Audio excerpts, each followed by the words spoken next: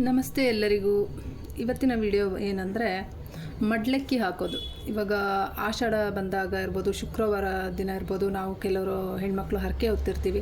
ಆ ಟೈಮಲ್ಲಿ ಇರ್ಬೋದು ದೇವರಿಗೆ ಮಡ್ಲಕ್ಕಿ ತುಂಬಿಸೋದು ಅಂತ ಹೇಳ್ತಾರೆ. ಮಡ್ಲಕ್ಕಿಗೆ ಏನೇನು ಬೇಕು ಅನ್ನೋದನ್ನು ಇವತ್ತಿನ ವಿಡಿಯೋದಲ್ಲಿ ತೋರಿಸ್ತಾ ಇದ್ದೀನಿ. ಫಸ್ಟು ನಾವು ದೇವಸ್ಥಾನಕ್ಕೆ ಕೊಡೋದಾದರೆ ಒಂದು ತಟ್ಟೆನ ಮೊದಲು ತೊಗೊಂಡೋಗ್ಬೇಕು. ಶುದ್ಧವಾಗಿರುವಂತಹ ತಟ್ಟೆನ ತೊಗೊಂಡೋಗ್ಬೇಕು. ಅದರಲ್ಲಿ ನಾವು ಅಕ್ಕಿ ನಾವು ಅಕ್ಕಿ ಅಂದರೆ ಇವಾಗ ಕೆಲವರು ಬೆಳಿತೀವಿ. ಇದು ಆ್ಯಕ್ಚುಲಿ ನಮ್ಮ ಮನೇಲಿ ಬೆಳೆದಿರುವಂಥ ಅಕ್ಕಿ. ಈ ಅಕ್ಕಿನ ಒಂದೇ ಪ್ರಮಾಣದಲ್ಲಿ ಅಂದರೆ ಈ ಒಂದು ಚಿಕ್ಕ ಲೋಟ ತೊಗೊಂಡಿದ್ದೀನಿ ನಾನು. ಈ ಚಿಕ್ಕ ಗ್ಲಾಸಲ್ಲಿ 3 ಅಥವಾ 5 ಗ್ಲಾಸನ್ನು ಹಾಕ್ಬೇಕಾಗತ್ತೆ. ನಾನಿವಾಗ 3 ಗ್ಲಾಸನ್ನು ಅಕ್ಕಿನ ಹಾಕಿದ್ದೀನಿ. ಇದನ್ನು ನೀಟಾಗಿ ಹಿಂಗೆ ಸ್ಪ್ರೆಡ್ ಮಾಡ್ಕೋಬೇಕು. 3 ಆರೆ ಹಾಕ್ಬೋದು, 5 ಆರೆ ಹಾಕ್ಬೋದು, 7 ಆರೆ ಹಾಕ್ಬೋದು, 9 ಆರೆ ಹಾಕ್ಬೋದು. ಎಷ್ಟು ಬೇಕಾದ್ರೆ ಕೂಡ ನೀವು ಹಾಕ್ಬೋದು. ನಿಮಗೆ ಏನು ಅನಿಸುತ್ತಾ ಅದನ್ನು ಹಾಕ್ಬೋದು. ನಂತರ ಏನು ಕೊಡಬೇಕು ಅಂತ ಹೇಳಿಬಿಟ್ರೆ, ಇವಾಗ ಒಂದು ಅಚ್ಚು ಬೆಲ್ಲ, ಅದಾದ ನಂತರ ಕೊಬ್ಬರಿ ಬಟ್ಲು. ಇದರಲ್ಲಿ ನಾನು ಹುರಿಗಡಲೆ ಅಂತಾರಲ್ಲ ಅದನ್ನು ತುಂಬಿದ್ದೀನಿ. ಈ ಹುರಿಗಡಲೆ ಅಥವಾ ನೀವು ಡ್ರೈ ಫ್ರೂಟ್ಸ್ ಕೊಡ್ತೀನಿ ಅಂತ ಹೇಳಿದರೆ ಡ್ರೈ ಫ್ರೂಟ್ಸನ್ನು ಕೊಡ್ಬೋದು, ನಿಮ್ಮ ಇಷ್ಟ. ನಾನು ಡ್ರೈ ಫ್ರೂಟ್ಸು ಕೂಡ ಇಡಕ್ಕೆ ಹೊರಟಿದ್ದೀನಿ. ಇದು ಹುರಿಗಡಲೆ ಫಸ್ಟ್ ಇಟ್ಟಿದ್ದೀನಿ. ಅದಾದ ನಂತರ ಮೇನು ಮಹಾಲಕ್ಷ್ಮಿಗೆ ಕೊಡುವಂಥದ್ದು, ಹೆಣ್ಣು ದೇವರಿಗೆ ಕೊಡುವಂಥದ್ದು ಬಳೆ. 6, 4, 8 ಈ ಥರ ಎಷ್ಟಾರೆ ಬಳೆ ಕೊಡ್ಬೋದು.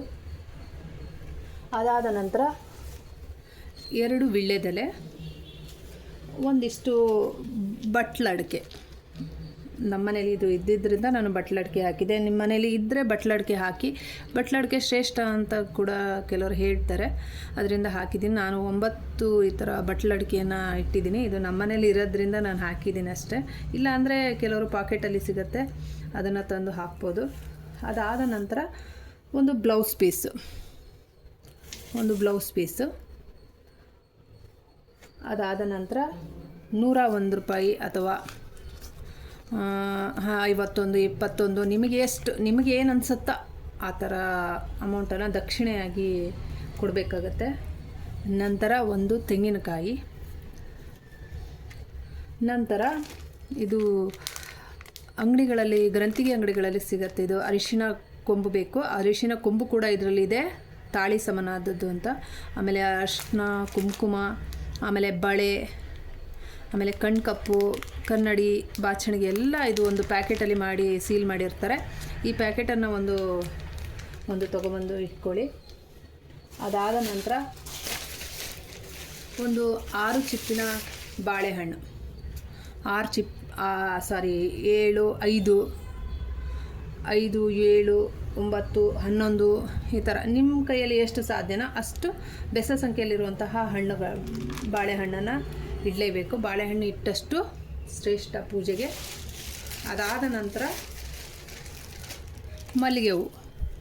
ಈ ಮಲ್ಲಿಗೆ ಹೂವನ್ನು ಕೂಡ ಮಡ್ಲಕ್ಕಿಗೆ ನಾವು ಯಾವಾಗಲೂ ಕೊಡಲೇಬೇಕು. ಬಿಳಿ ಮಲ್ಲಿಗೆ ಹೂವು ಲಕ್ಷ್ಮಿಗೆ ಶ್ರೇಷ್ಠವಾದದ್ದು ಅಂತ ಹೇಳಿಬಿಟ್ಟು ಹೇಳ್ತಾರೆ. ಅದಲ್ಲದೆ ಅರಿಶಿನ ಹೂವು, ಸ್ವಲ್ಪ ಕೆಂಪು ಹೂಗಳನ್ನು ಕೂಡ ಇಟ್ಟರೆ ಇನ್ನೂ ಒಳ್ಳೆಯದು, ಜೊತೆಗೆ ಇಡಬಹುದು. ಮಲ್ಲಿಗೆ ತುಂಬ ಶ್ರೇಷ್ಠ. ಅದಾದ ನಂತರ ಇಷ್ಟನ್ನು ಇದರ ಜೊತೆಗೆ ಒಂದು ಸೀರೆ. ಆ್ಯಕ್ಚುಲಿ ಸೀರೆ ಇಡೋರು ಇಡಬಹುದು, ಇಲ್ಲ ನನ್ನ ಕೈಲಿ ಆಗಲ್ಲ, ನಾನು ಇಡಲ್ಲ, ಬರೀ ಬ್ಲೌಸ್ ಪೀಸೇ ಕೊಡ್ತೀನಿ ಅನ್ನೋರು ಕೊಡ್ಬೋದು.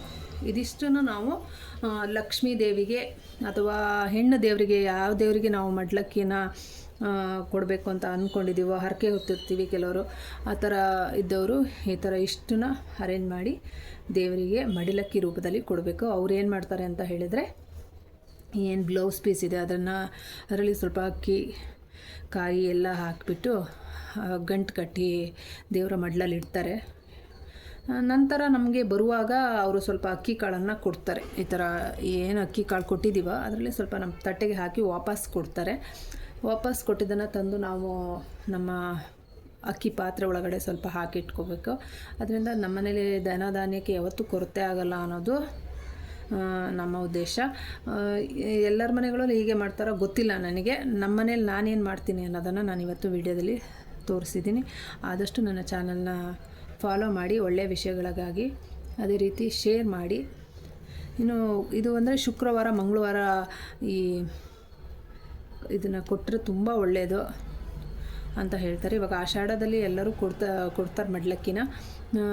ನಾವು ಬೇಕಾದ್ರೆ ಹರಕೆ ಹೊತ್ತಾಗ ಯಾವಾಗ ಬೇಕಾದ್ರೆ ಮಂಗಳವಾರ ಶುಕ್ರವಾರ ನೋಡಿ, ದೇವರಿಗೆ ಮಂಗಳವಾರ ಶುಕ್ರವಾರ ಲಕ್ಷ್ಮೀ ದೇವರಿಗೆ ಇಷ್ಟ ಆದ್ದರಿಂದ ಮಂಗಳವಾರ ಶುಕ್ರವಾರ ಕೊಡಬಹುದು. ಇದಿಷ್ಟನ್ನು ಮಡ್ಲಕ್ಕಿಯಾಗಿ ಕೊಡಿ.